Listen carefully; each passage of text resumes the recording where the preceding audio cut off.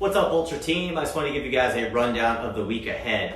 Most of you guys are pretty self-sufficient at most of the training. I just want to go over everything real quick. So we're going to take a look at the week. So we're going to start off on Monday with single arm landmine deadlifts. I will post a video for these. These are going to be front facing, meaning that you're facing the actual barbell and you're only holding it with one hand. So make sure to look at the video for that one.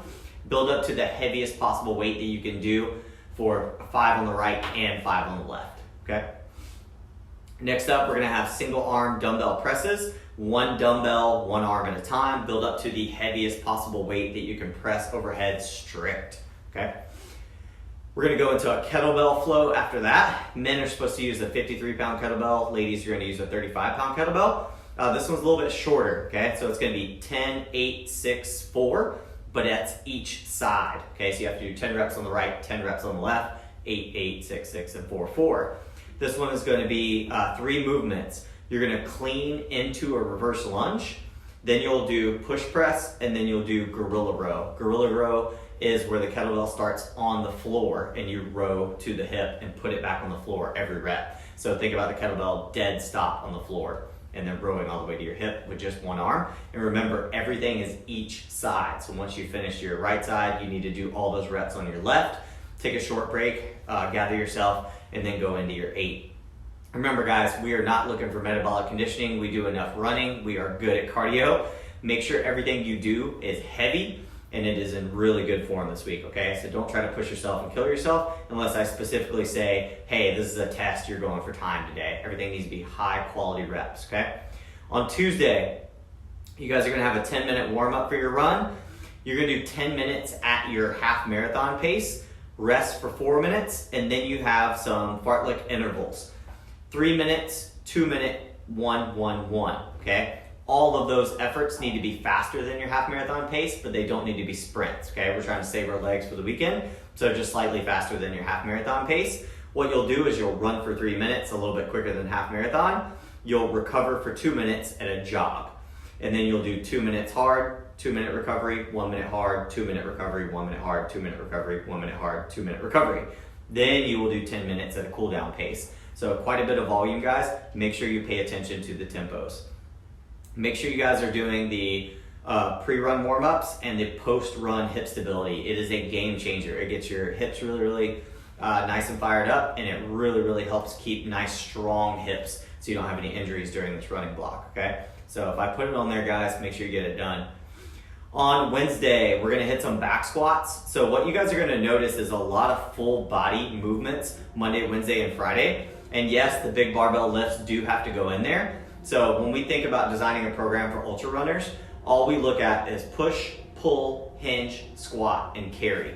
I have to rotate those movements all the way throughout the season and make sure you guys are maintaining as much strength as possible. So we're not trying to set new PRs, we're not trying to do anything crazy, but you do have to maintain as much strength as possible to make sure your optimal fitness level for your running, okay?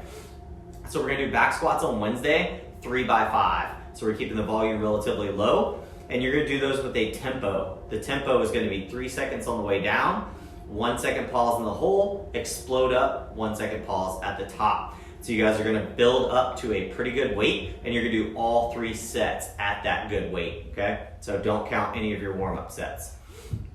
After that, you have pull up to failure. This one is gonna be a ladder. I don't care about time. All I care about is how many pull-ups you got unbroken. These are gonna be strict pull-ups. The rep scheme is gonna be 3, 5, 7, 9, 11. So odd numbers, adding 2 reps every round. You'll do strict pull-ups, unbroken, 50 double unders after each set of pull-ups.